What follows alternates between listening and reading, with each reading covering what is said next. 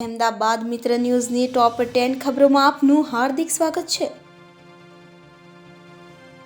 અમદાવાદ એરપોર્ટમાં તમામ 7 ઈ-ગેટ પર ડીજી યાત્રા શરૂ। છેલ્લા 3-4 મહિનાથી ડીજી યાત્રાની શરૂઆત કરવામાં આવી તો એરપોર્ટ પર ડોમેસ્ટિક ટર્મિનલમાં ચેક ઇન માટે કુલ 7 ઈ-ગેટ છે કે જેમાંથી 3 ઈ-ગેટમાં ડીજી યાત્રાની સુવિધા ઉપલબ્ધ હતી, પરંતુ હવે તમામ 7 ઈ-ગેટ પર ડીજી યાત્રા શરૂ કરવામાં આવી છે કે જેનાથી મુસાફરો ઝડપથી ચેક ઇન કરી શકશે અને 15 મિનિટમાં તો અંદર પહોંચી જશે। 127 કોલોનીના 30,000 રહીશોને હાઉસિંગ બોર્ડની નોટિસ। તો ગુજરાત હાઉસિંગ બોર્ડ દ્વારા ગુજરાતભરમાં હાઉસિંગ બોર્ડના મકાનો બનાવાયા હતા।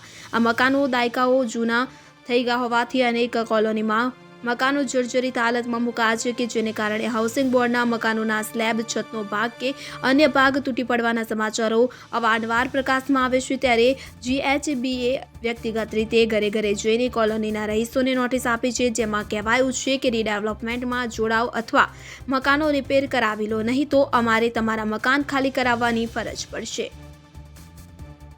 IPO સ્ટોક માર્કેટ ક્રિપ્ટોમાં રોકાણની લાલચ આપી ટોળકીએ ડોક્ટરના 1.9 કરોડ પડાવ્યા। તો સોશિયલ મીડિયા પર સ્ટોક માર્કેટનું ભણવાની એપ્લિકેશન જોઈને તે ઇન્સ્ટોલ કરનાર ઈશનપુરના દેવાંગ ઠક્કર નામના તબીબ પાસેથી ગઠિયા ગેંગે રૂપિયા 1.9 કરોડ પડાવી લીધા હતા। એપ ઓપન કરતા જ ગઠિયા ગેંગે ડોક્ટર દેવાંગ ઠક્કરને જુદા જુદા ગ્રુપમાં મેમ્બર બનાવી દીધા હતા અને પરિવારના સભ્યોના નામના ડીમેટ એકાઉન્ટ ખોલાવીને ત્યારબાદ IPO સ્ટોક તેમજ ક્રિપ્ટોકરન્સીમાં રોકડ કરાવડાવી પૈસા પાછા નહીં આપી ઠગાઈ કરી હતી। આ અંગેની તેમણે સાયબર ક્રાઇમમાં ફરિયાદ નોંધાવી છે। PM મોદીનો 3 દિવસનો ગુજરાત પ્રવાસ। વડાપ્રધાન નરેન્દ્ર મોદી આવતીકાલે એટલે કે 22મી ફેબ્રુઆરીના રોજ એક દિવસ માટે ગુજરાતની મુલાકાતે આવી રહ્યા છે। સપ્તાહમાં ફરી 24 અને 25 ફેબ્રુઆરીના રોજ જામનગર અને રાજકોટની મુલાકાતે આવશે। તો આવતીકાલના પ્રવાસ કાર્યક્રમ દરમિયાન તેઓ અમદાવાદ, મહેસાણા અને નવસારીના કાર્યક્રમોમાં હાજરી આપશે। વડાપ્રધાન મોદીના આગમન પહેલા એરપોર્ટથી સ્ટેડિયમ સુધી રિહર્સલ કરવામાં આવી રહ્યું છે। એરપોર્ટથી લઈ સ્ટેડિયમ સુધી ઉચ્ચ અધિકારીઓ દ્વારા રૂટનું નિરીક્ષણ પણ કરાયું છે।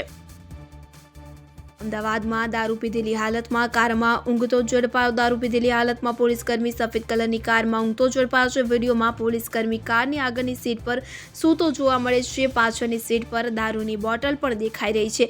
સમગ્ર મામલે આનંદનગર પોલીસે ગુનો નોંધવા તજવીજ હાથ ધરી છે। કારનો નંબર GJ01 RS 7983 છે। આનંદનગર પોલીસે સમગ્ર મામલે તપાસ હાથ ધરી।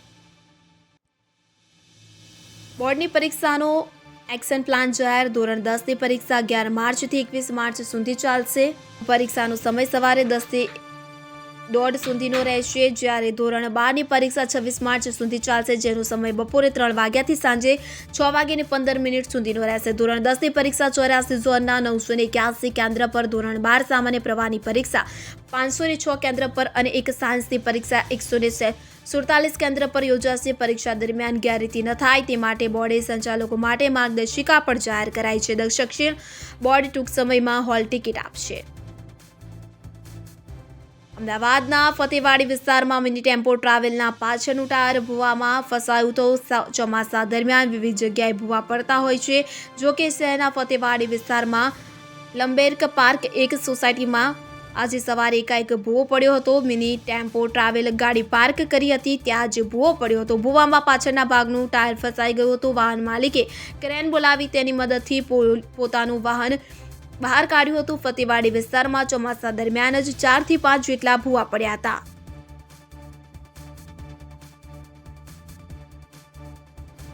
વડોદરા હરણી લેક દુર્ઘટના મામલે સુનાવણી। તો વડોદરામાં હરણી મોટનાથ હોડી દુર્ઘટનામાં 12 બાળકો અને 2 શિક્ષકના મોત થયા હતા। તો આ ઘટના પાછળ જવાબદાર તમામ આરોપીઓની ધરપકડ થઈ ચૂકી છે। દુર્ઘટનાને લઈને હાઈકોર્ટમાં સુઓ મોટો દાખલ થઈ હતી અને સુનાવણી હાથ ધરાઈ છે। તો હરણી બોટ દુર્ઘટના મામલે હાઈકોર્ટે દાખલ કરેલી સુઓ મોટો ઉપર સુનાવણી થઈ કે જેમાં સરકારે એફિડેવિટ ફાઇલ કરી હતી।